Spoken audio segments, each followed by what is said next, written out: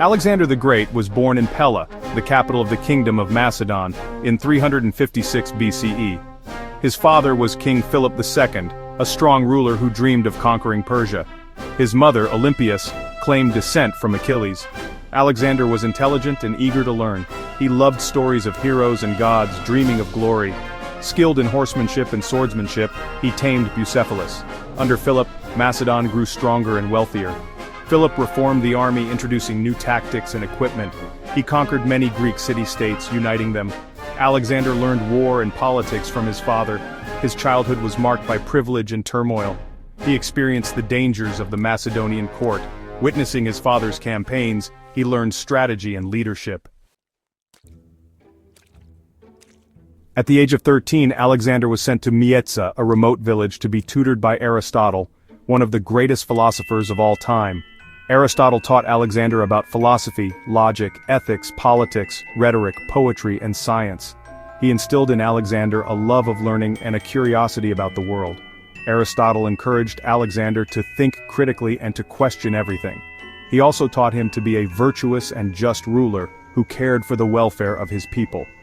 Aristotle's influence had a profound impact on Alexander's worldview. He inspired Alexander with a vision of a cosmopolitan world, where Greeks and barbarians could live together in harmony. Alexander's education was not limited to academics. Aristotle also instructed him in physical fitness, hunting, and the arts. This well-rounded education prepared Alexander for the challenges he would face as a king and a conqueror. Aristotle's teachings stayed with Alexander throughout his life. He carried with him copies of Homer's Iliad and Odyssey, annotated by Aristotle himself. Aristotle's mentorship shaped Alexander's character and intellect.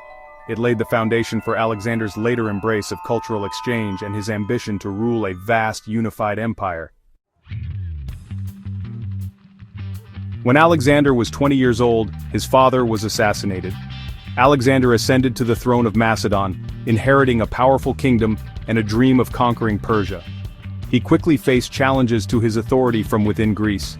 He ruthlessly crushed rebellions in Thebes and Athens, demonstrating his military prowess and determination. With Greece under his control, Alexander turned his attention eastward to Persia, the largest and most powerful empire in the world. In 334 BCE, Alexander crossed the Hellespont with an army of about 40,000 men, beginning his legendary campaign of conquest. Alexander proved to be a brilliant military strategist and an inspiring leader. He won a series of stunning victories against the Persians at the Granicus River, Issus, and Gaugamela. His army, a well-oiled machine composed of Macedonians, Greeks, and other allies, utilized innovative tactics and formations to overcome larger Persian forces. At Gaugamela, he faced the Persian king Darius III himself, routing the Persian army and causing Darius to flee. Alexander's victories were not solely due to military might. He understood the importance of logistics, intelligence, and diplomacy. He won over many of the people he conquered by respecting their cultures and religions.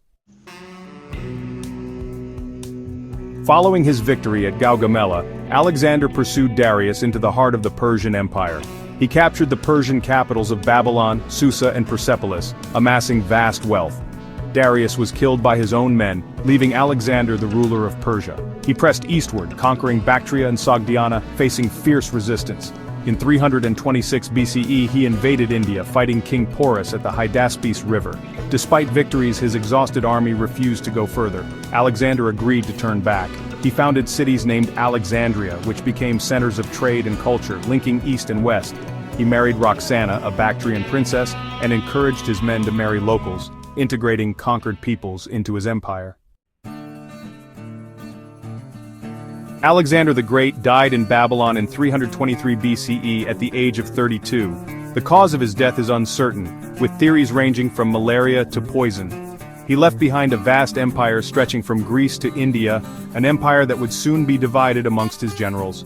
Though his empire was short-lived, his impact on history was profound. He spread Greek culture and language throughout his empire, ushering in the Hellenistic period, a time of great intellectual and artistic flourishing. He fostered trade and commerce, connecting East and West and laying the foundation for the Silk Road.